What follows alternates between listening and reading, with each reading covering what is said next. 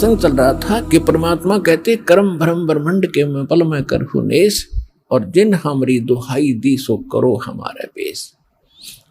शिव मंडल ब्रह्मापुरी चे विष्णु लोक में हो, हमरे गुण भूले नहीं तो आण छुटाऊं तो।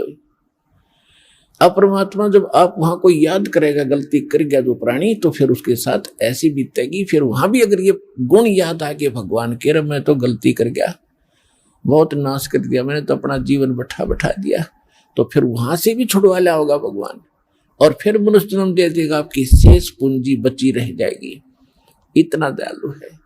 अब करेगा वो, अब इस समय में, और इससे पहले जो पिछले जन्मों में कोई गलती हुई थी उनको सटोक कर दिया परमात्मा ने।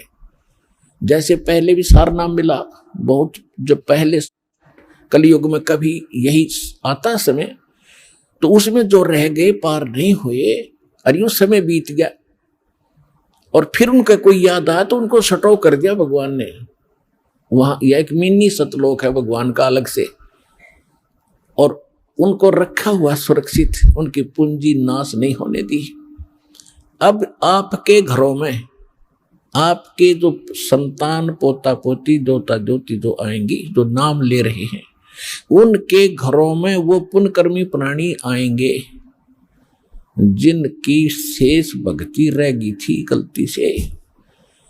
अब उनके इतने अच्छे कर्म होंगे, जन्म से उनको सतभक्ति मिलेगी, वो तो एक का जन्म में पार हो जाएंगे। 101 पीढ़ी पार होगी, 101 पीढ़ी आपकी देख रहा हूं।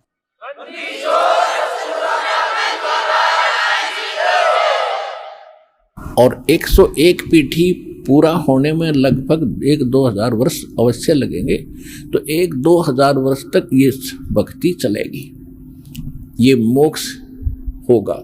उसके बाद क्या होगा कि जो रह जाएंगे पार नहीं होंगे, तो फिर ये माहौल उनको भी वो रह गए यहाँ पर, पार नहीं हुए किसी कारण से, तो आगे हजारों वर्षों तक और एक सतयुग जैसा माहौल, उनमें प्यार स्वभाव ठीक रहेगा, वो दुखी ना होंगे। जो हाहाकार अब माच रहा है, उनकी किस्मत का भगवान खूब समय पर वर्षा करेगा पृथ्वी पर, फिर पुनः सतयुग जैसे बढ़िया फलदार वृक्ष हो जाएंगे, फल सारा कुछ सुविधा देगा दाता, और सुखी रहेंगे। और जो तीसरी पीढ़ी, अंतिम जो पीढ़ी आएगी कलियुग की, वो भक्ति योग नहीं रहेंगे, वो तो कृतघ्नी हो जाएंगे, मांसाहारी हो जाएंगे, कोई व्यवहार ठीक नहीं रहेगा। अब तो व्यवहार तो तकरीबन अभी बिगड़ गया हमारा, लेकिन अब सेट होगा दोबारा। और फिर लास्ट वाली जो पिछली पीढ़ी लास्ट वाली होगी, उसमें भक्ति योग प्राणी नहीं रहेंगे, वो बिल्कुल नष्ट हो जाएगी। तो उस समय से आने से पहले उसको याद रखना, बुरा हाल हो जाएगा। इस डर से भी आप भक्ति करके यहाँ से निकलो, ये समय आपको गोल्डन चांस मिला है।